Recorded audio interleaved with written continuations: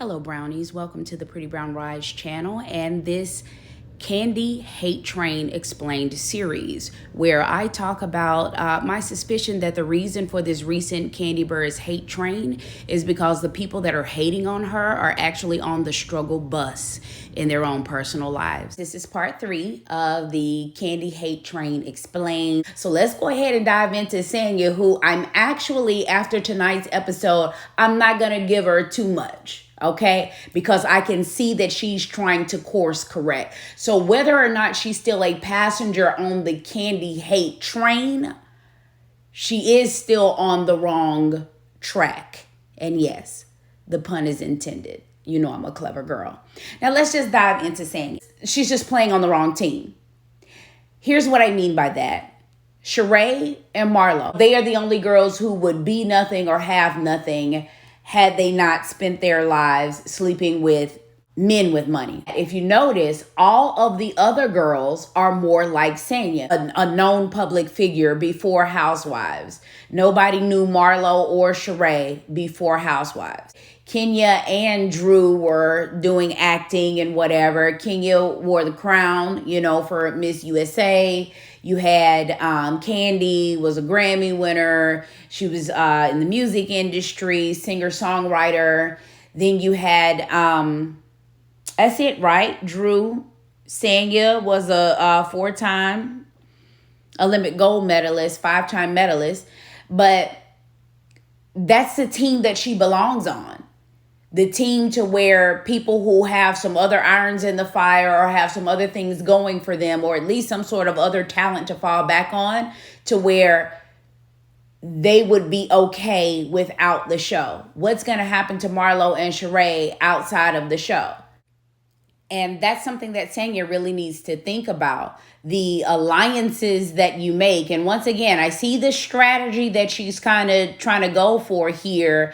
The whole being a big fish, in the small pond. But the thing is, if you're not on the Kandi hate train, or at the very least you were, and you're trying to get off now, you don't want to end up on the struggle bus with the rest of the girls. What you also don't want to do is be in a sinking boat. Okay? Don't be in a boat with a hole in it, honey. Don't be on a sinking ship. Because one thing that is going to continue to happen is Kandi is always going to fly above. No matter what vehicles you all are in, hating on her, she's always going to fly above. If your network determines your net worth, what are you going to gain from people who are running fictitious or fake adjacent businesses? When these pity peaches dry up and the juice turns sour, where does that leave them? They're going to go back into the obscurity from whence they came, not being known outside of Atlanta versus actually being worldwide. Shade intended. So that's my biggest beef with Sanya. Like I said, I'm not going to give her too much. My whole problem with her is the riding the fence, and flip-flopping on 1 minute you and Kandi are friends. The next minute you all are kind of working on it. And then the minute that you're behind her back, you're shading her and kind of throwing her under the bus and putting her into somebody else's crosshairs so that she can then have some sort of beef with them. When in actuality, what you and your part-time husband need to be doing is getting with a couple like Kandi and Todd so that you all can learn how to successfully diversify these bags.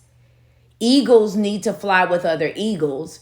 You're down here on the ground scrounging for breadcrumbs with the pigeons as long as you are on team Marlo and Sheree. And oh, by the way, look at how Marlo and Sheree treated you last season. They weren't really on your team, so to speak. So your loyalty is really funny.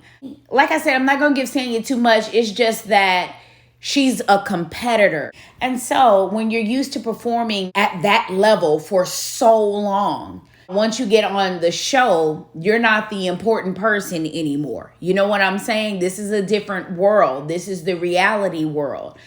The world that she came from was merit-based. Whereas reality TV, you can be a complete nobody, but if you have some good one-liners, they'll make you a fan favorite. So she's totally out of her element. The first reality TV show that she tried was a flop because she's boring. She's not entertaining, right? So because she can't compete as far as with the fan favorite thing with a Kandi and a Kenya, and going against them wholeheartedly will probably backfire on her more likely than not, right? What Sanya is doing is she's just resigning to the fact that she's going to be comfortable with being a big fish in a small pond. Because if you try to compete against a Sheree and a Marlo, I mean, two people who literally cannot even talk. They don't have a good grasp on sentences, words, okay? Much less anything else outside the show. You sit at the top of the loser's heap. The problem is when you're used to excellence, what's really going to backfire on you is being down there with the gutter snipes. You're not going to fare well in this endeavor. So all I really have for saying it is, look, sis, get off the losing team, get on the winning team. And when you get over there, don't ride the fence. This whole trying to come for Kandi, that's not going to work. So stop doing that. And then as far as coming for Kenya, she's a wordsmith. So she's just simply going to embarrass you, sis. But playing with the gutter snipes, that's just not the answer. But I will give Sanya this on tonight's episode, which at the time I'm recording this is right after the part 1 of their Portugal trip has aired. She did call it fair when she was talking about the hypocrisy of the difference between the Martell sliding in Kenya's DMs versus Marlo going out with the guy that Kenya is currently dating. It was treated very, very differently. However, sis is giving pot and kettle, because just like they kind of flip-flop, you do the same thing. And it's the flip-flopping that's actually not going to serve you well. See you for part 4 next week.